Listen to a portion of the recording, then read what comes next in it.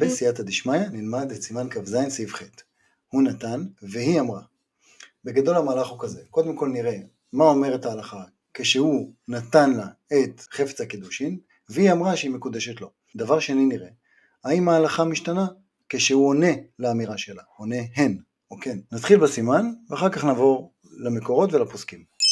אומר השולחן ערוך, נתן הוא ואמרה היא, אם היה מדבר עמה על עסקי קידושין, הווה ודאי קידושין, ואם לאו, הווה ספק קידושין, ואם ענה הבעל הן בשעת נתינה, הווה ודאי קידושין, אפילו אין עסוקין באותו עניין. המקור בגמרא, בדף עמוד ב', שם כתוב, והיא בית אימה, נתן הוא ואמרה היא, ספקה היא וחשינן מדרבנן. הראש על פי הגמרא כותב, ואם נתן הוא ואמרה היא, אם היה מדבר עמה על עסקי קידושין, הווה ודאי קידושין, ואם לאו, הווה ספק קידושין. ובדיוק בלשון הזו פסק השולחן ערוך. ראשונים נחלקו אם הספק בגמרא הוא מדאורייתא, או חשש קידושין מדרבנן.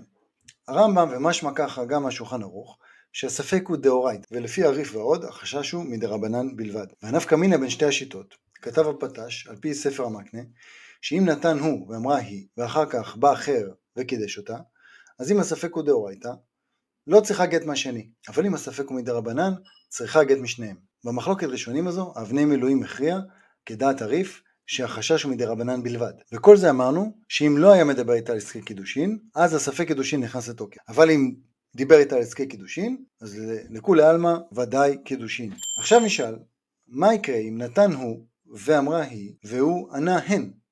אפילו שלא דיברו בעסקי קידושין, אז השולחן ערוך על פי רבנו ירוחם, שאם ענה הבעל הן בשעת נתינה, הווה ודאי קידושין, אפילו אין עוסקין באותו עניין. אב"ח אומר שספק קידושין, והבית שמואל מכריע כשולחן ערוך ולא חוששים לדעת אב"ח. לסיכום, הסעיף שואל, מה יקרה אם נתן הוא את חפץ הקידושין והיא אמרה את לשון הקידושין? לפי ההיא בית אימה בגמרא. נתנו ואמרה היא, ספקה היא וחשינן מדרבנן.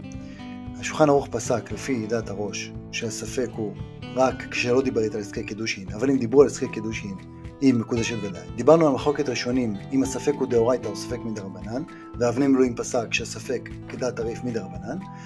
לסיום שאלנו מה יקרה אם לא דיברו על עסקי קידושין, נתנו ואמרה היא, והוא אמר הן, כלומר הסכים. לפי השולחן ערוך, אפילו לא דיברו על עסקי קידושין היא מקודשת ודאי, וכך פסק גם בבית שמואל. סיימנו את סעיף ח'.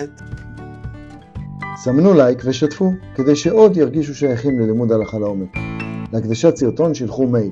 תודה על הזכות להעמיק ביחד.